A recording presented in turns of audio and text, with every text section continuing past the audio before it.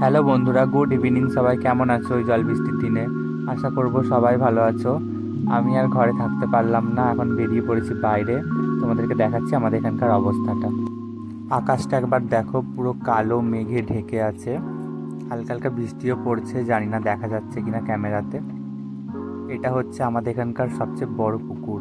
এখন যেহেতু বর্ষাকাল, আবার দুদিন ধরে বৃষ্টি হচ্ছে, ওই কারণে পুকুরের জলে পুরো থই থই করছে। আর এই যে বাঁধটা দেখতে পাচ্ছ, কারণ এই পুকুরে অনেক বড় বড় মাছ আছে, মাছ যাতে বেরিয়ে চলে না যায় ওই কারণে বাঁধ দেয়া।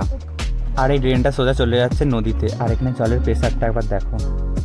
তারপর দেখলাম আমাদের পাড়ার কয়েকজন মাছও ধরছিল। এগুলো খুব একটা বড় মাছ না, চুনোপুঁটির বাচ্চা। এইরকম বৃষ্টির মধ্যে ভিজে ভিজে মাছ ধরতে খুবই মজা লাগে। আর যদি আরেকটু বড় মাছ হয় তাহলে তার কোনো কথাই নয়। এগুলো হচ্ছে পুকুরের টাটকা চারা মাছ।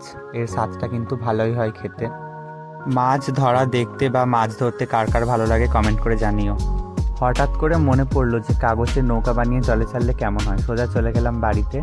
বাড়ি থেকে কাগজের নৌকা বানিয়ে এনে জলে ছাড়লাম। নৌকা ভেসে যাচ্ছে জলের স্রোতে, এটা দেখে মনে মনে আনন্দও হচ্ছে। আবার ছোটোবেলাকার কথাও মনে পড়ছে। ছোটোবেলাতে এরকমভাবে অনেক খেলা করেছি। কিন্তু নৌকাটা আর বেশি দূর যেতে পারলো না, কারণ সামনেই রয়েছে একটা বড় পাথরের স্ল্যাব। এটা পাড়ার একটা ভাই হয়, যেই দাদাগুলো মাছ ধরছিল তারা ওকে একটা দিয়েছে কাঁকড়া বাড়ি নিয়ে যাওয়ার জন্য। কিন্তু ও কাঁকড়াটা বাড়ি নিয়ে যাবে না, কারণ কাঁকড়াটার নাকি পেটে অনেক বাচ্চা, তাই ওকে ছেড়ে দিল। ভাইটা অনেকটাই ছোট, কিন্তু ওর মধ্যে যে মানবতাটা রয়েছে এটাই অনেক। এটাই থাকা উচিত সবার মধ্যে। আর এই রাস্তাটা দেখো, পুরো জলে ডুবে গেছে একদম। আগে যেই বিল্ডিংটা দেখতে পেলে ওটা হচ্ছে আমার স্কুল। সবাই ভালো থেকো, সুস্থ থেকো, সাবধানে থেকো।